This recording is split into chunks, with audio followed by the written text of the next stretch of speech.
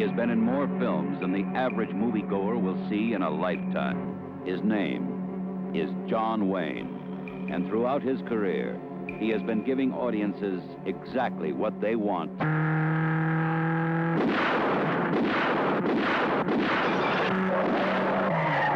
I got a warrant for the three of you and Pee Wee Simser. Any of you want to surrender?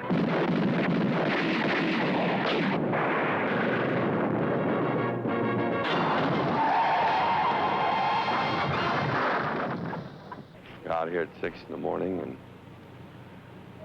getting shot at and shooting at. It's fun, though. Have you ever wondered what kind of know-how goes into staging spectacular action? Here's a behind-the-scenes look.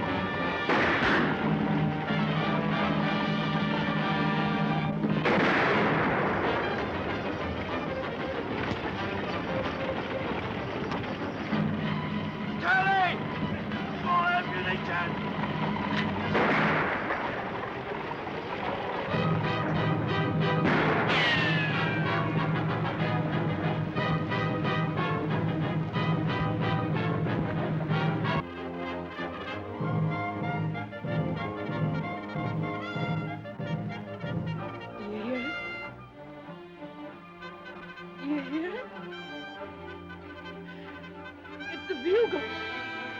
They're blowing the charge.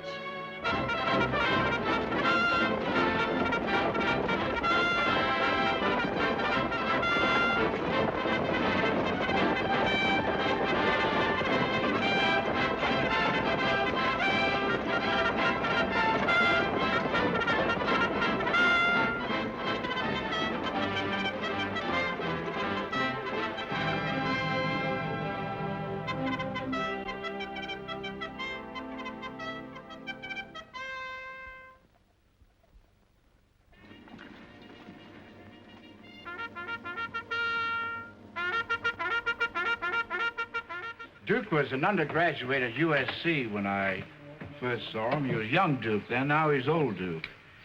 He was our prop man, or third assistant prop man during his summer vacations. I asked him what he wanted to do, what he was studying for. Was he taking pre-med, pre-legal? And he said, no, he wanted to be a director.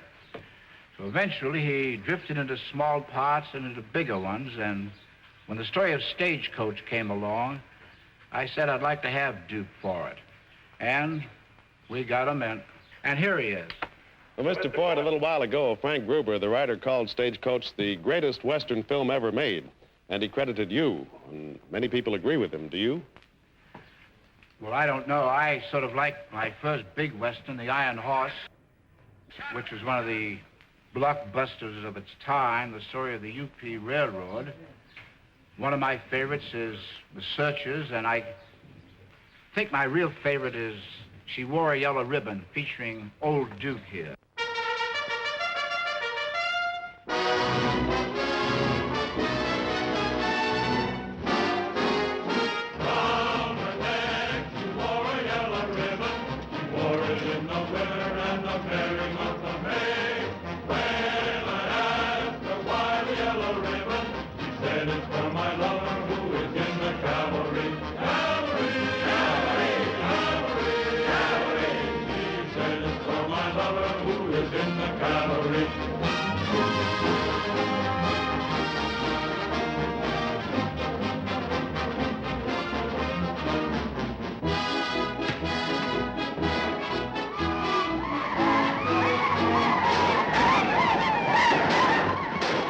Drama moves here. Raw, violent, real. And into this danger-infested land comes one woman, young, provocative. Because of her, men fight heroically. Because of her, men die. Button up that shirt, mister. You can sneer all you want to, but you keep your paws off my girl. We must stop this war, pony that walks. Too late, Nathan. Too late!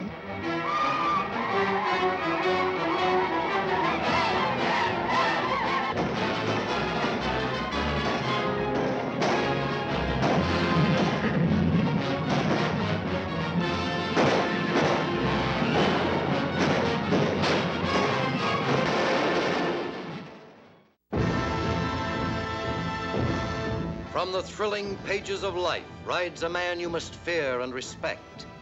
A man whose unconquerable will and boundless determination carved a lusty, rough, and boisterous slice of history called The Searchers. It's John Wayne as Ethan Edwards, who had a rare kind of courage. The courage that simply keeps on and on, far beyond all reasonable endurance, never thinking of himself as martyred, never thinking of himself as brave. So we'll find him in the end, I promise you. We'll find him. Here is the story of a man, hard and relentless, tender and passionate, of people who dared to challenge a hostile land. Here is drama of great love and aching loneliness. I found him. I found Lucy. What you saw was a buck wearing Lucy's dress. I found Lucy back in the canyon. What was she? What do you want me to do? Draw you a picture? Spell it out? Don't ever ask me. As long as you live, don't ever ask me more. And if you don't hear my first holler, you better read my mind, because I don't aim to raise no two hollers on any subject at hand. Yes, sir. Boy, watch that knife. Go, Martin, please. Stand aside, Martin. No, you don't, Ethan. Ethan, no, you don't! Stand aside.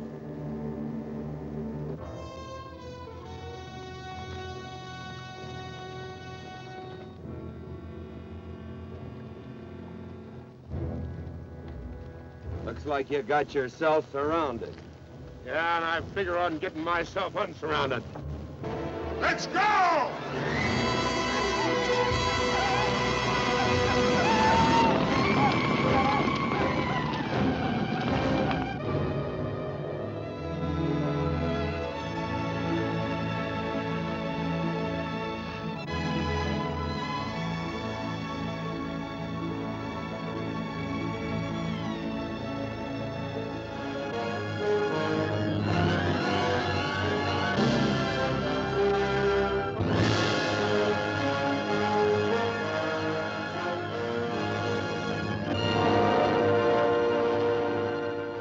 John is an actor in Westerns, one who has got a great string of years as #1 at the box office. What do you really like about the Western? Well, I like to work in Westerns because they're usually simple, uncomplicated stories. They're folklore in its purest form. Cowboy's a little more than 100 years old, yet he's had more written about him than any real or fancied figure in all history. His way of life and earthy approach to survival have been an inspiration to kids and grown-ups in all nations of the world. Bourbon, large glass. Hey, there's plenty of room on either side. Do you have to come bulling in here between us? I didn't see you. You interrupted a very important discussion on serious matters regarding big things. Me and my brothers don't like it. Gentlemen, no trouble, please. We just put the place back together after the last difference of opinion. Gentlemen, what with the breakage and the overhead, mainly the breakage, I've had a dreadful time keeping body and soul together. If what I think is going to happen happens, it'll round out a full day. Gentlemen, let's consider the incident closed. Watch our tempers. Maybe I ought to go apologize.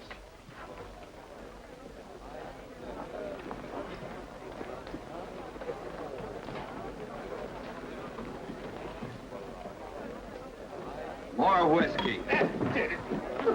Come, gentlemen, let's act like this. I'll be right back, I hope.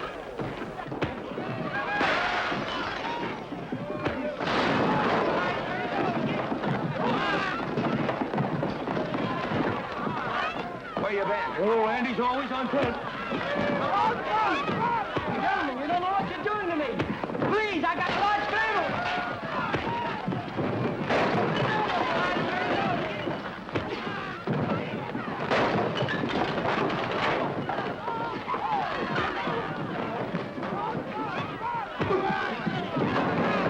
Hey, wait a minute, it's me! Muley, go ahead, get him that. Watch out for that chair. That's my old friend, Muley.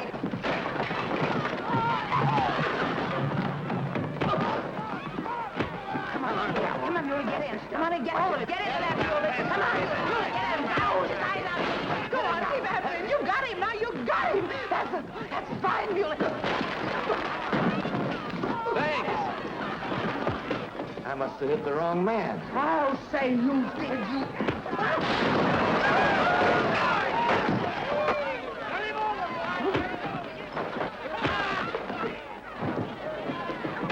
Sorry, Quirt, how you doing?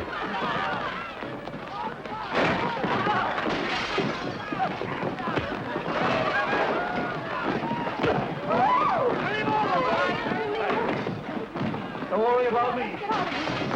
Come on. You wait outside and kick them and count them as we throw them out.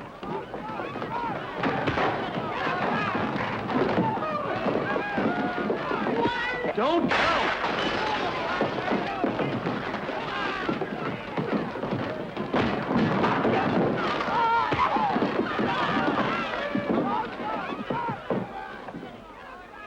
It's getting late. Before I tried on my first big hat, I lived in a furnished room. Now I come home and put my feet on my own sofa. Westerns made that possible. I Hello, folks. I just finished making a motion picture called McClintock. They've asked me to tell you about it, but I'd rather show you some scenes. Ha-ha! It's very funny. Yeah, very funny.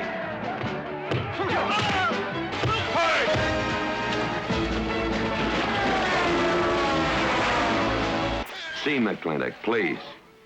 It's good, clean fun. McClintock offers you a very tender love story about an average family. If you're my father, if you love me, you'll shoot him. Well, I'm your father, and I sure love you. So, McClintock has superb horsemanship, laced with subtle emotion, gentleness, a nice, quiet, relaxing family film. This is the making of McClintock, which stars John Wayne as McClintock and me, Maureen O'Hara, as Mrs. McClintock. It's the story of a cattle and oil tycoon who has enough money, enough power, and much too much trouble. I play the trouble. It was written by one of Hollywood's greatest writers of westerns, James Edward Grant. Anyone in Hollywood could learn a lot about filmmaking from Duke, but probably his most anxious pupils are his own children. Pat, Duke's second son, who's 23, is an actor, and a darn good one, but he never misses a chance to learn. And Mike, his eldest son, who you see here with director Andrew McLaughlin, has always wanted to be a producer ever since he was a youngster. McClintock, 6,000 feet above sea level, the sign says. It felt like 60, it was so dry. Oh, how we wanted water. And we were going to get it.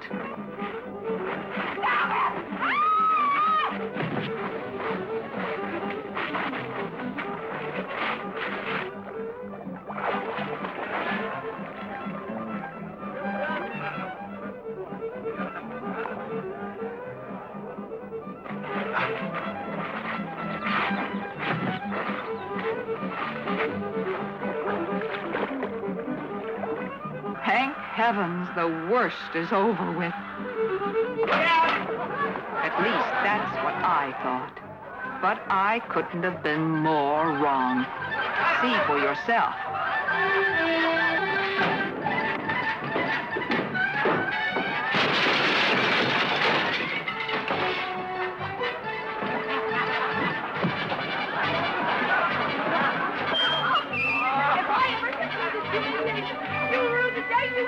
Oh,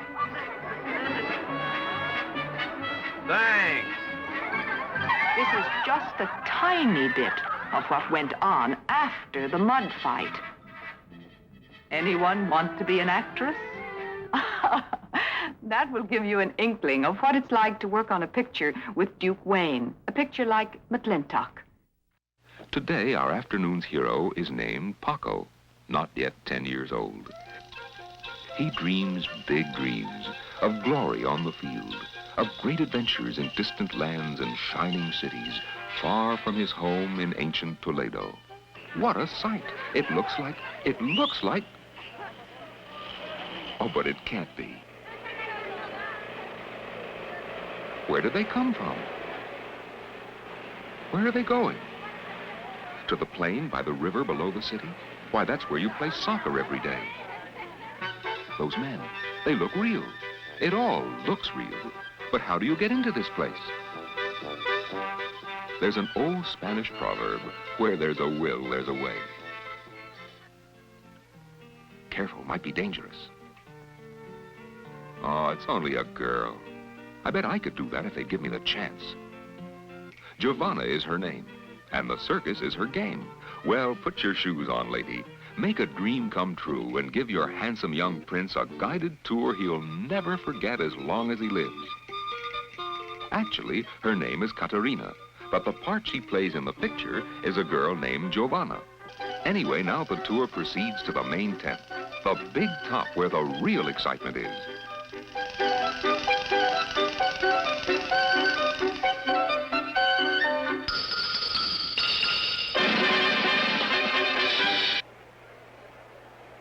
And suddenly, it all becomes clear.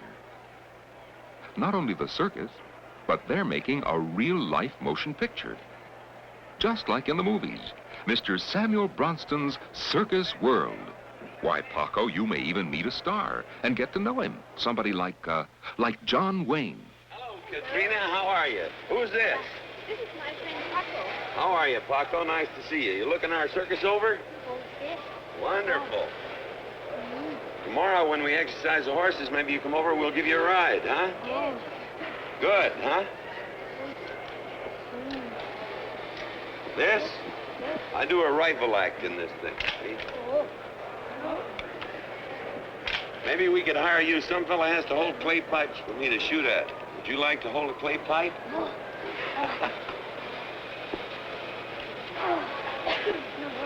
Yeah, it's a little hard to handle. You just have to get it out away from you. Get it out away from you like that. Well, what are you going to do with him? You're going to bring him in and let him have lunch with us? Yes. Wonderful. Well, it's real nice meeting you. A hat? We use that to keep the rain off. Sunshine. Real nice meeting you. Bye. You know John Wayne now, Paco, for real. And here's real action. Because when the circus and the movies say action, they mean it. Watch that camera crew keep their eye on the action. You see, Paco, sometimes they have to shoot each scene many times to get it right. Which doesn't bother some onlookers a bit.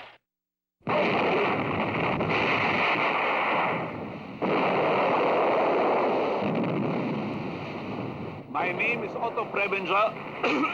This is the engine room of a Navy cruiser which plays a starring role in my picture In Harm's Way.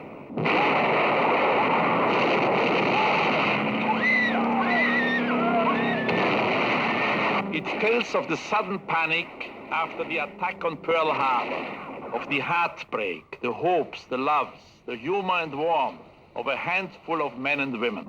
They were outnumbered. Their ships had no radar.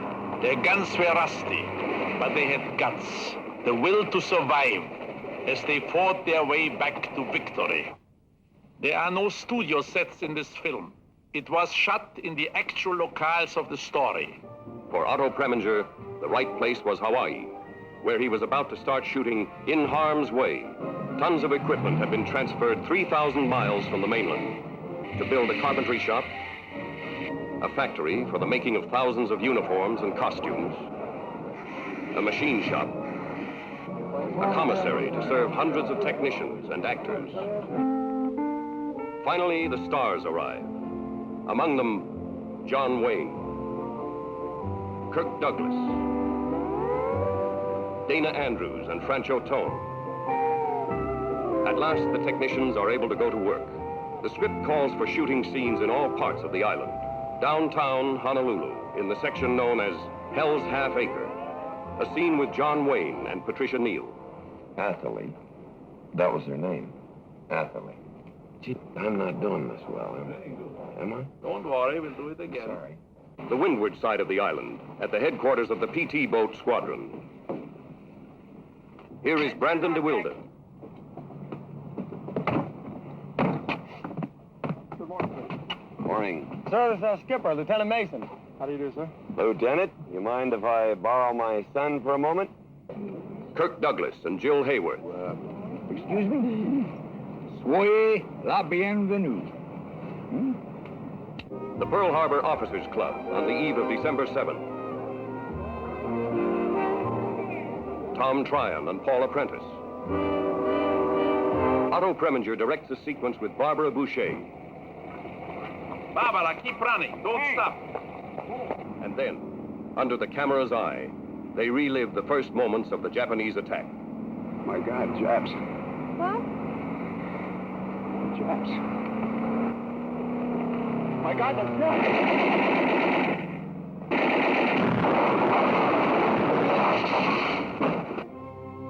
Here are shots with Dana Andrews and Patrick O'Neill. Stanley Holloway. Francho Tone. And Henry Fonda in the role of Commander-in-Chief, Pacific Fleet. But behind the camera, as a company of paratroopers reenacts a takeoff for a drop in an island-hopping attack.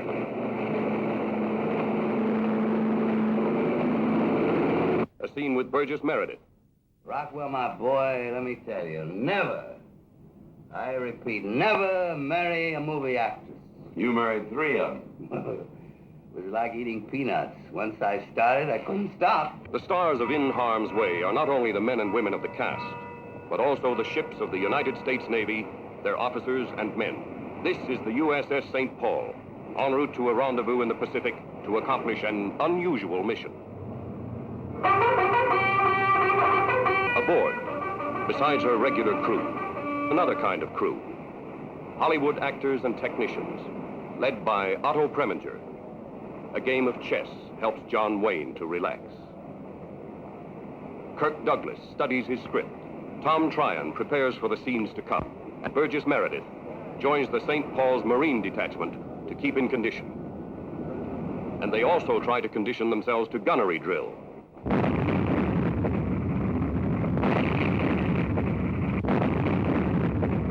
En route to the rendezvous at sea, preparations are made for photographing the dramatic action. Navy cooperation was headed by Admiral Ramage, by Captain Norton, and his executive officer, Commander Little, and by Captain Booth. Camera platforms are erected. All preparations for photographing the action are completed. Finally, the rendezvous with the U.S. destroyer Philip is accomplished. First, the scenes aboard the cruiser St. Paul, which, in the story of In Harm's Way, has been hit by a Japanese torpedo. Would after the torpedo attack, the guns still be manned? Then let's send them out. It looks bad. All right, let's shoot. Royal, Danny, you can shoot. All ready to shoot. Securing that. Right. They're getting... They take one. Hey!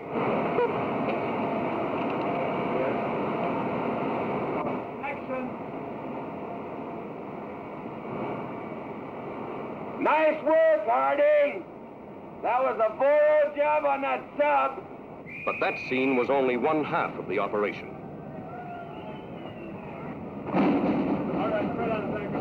Now the technical crew and equipment must be transferred from the cruiser to the destroyer in a modern variation of the old breeches buoy. Like the hull. Hey, get on the hull. Lay back on it, sir. Come on, lay back on it. Lay back on it.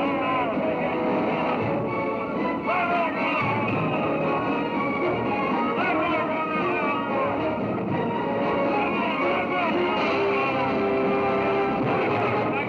The cameras are set in place on the Phillip. Who's in command?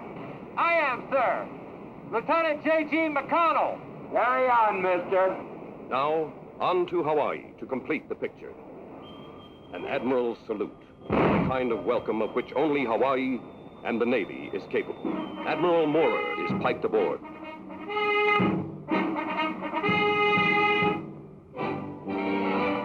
A Marine escort.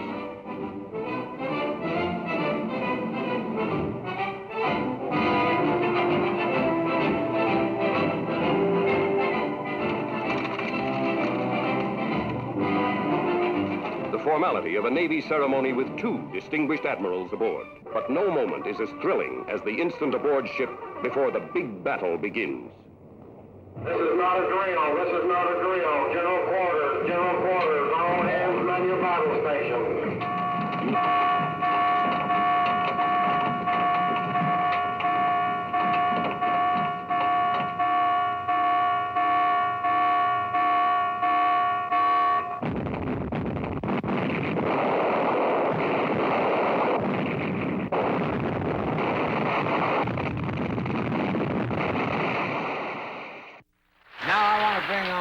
Nicest guys in the whole world. We're just going to sit and talk and find out all about him. Ladies and gentlemen, my pal, everybody's pal, Mr. John Wayne.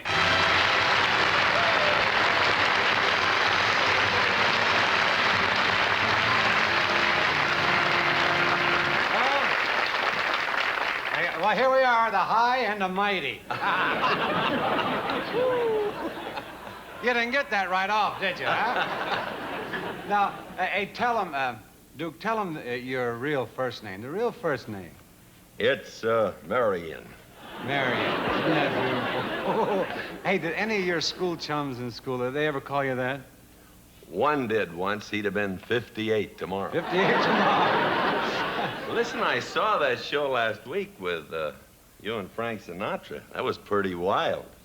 Yeah, well, we were lucky, too. With all that madness, we only had one casualty. The NBC Peacock slipped on an ice cube. That was the only thing. Well, I was sailing over to Catalina. We watched your show on the Wild Goose. I never rode a wild goose in my life. Well, it's fun. You should try it. Yeah? It was on my boat. That's the name of it. Oh, hey, I'm glad you watched the show, Duke. Well, thank you.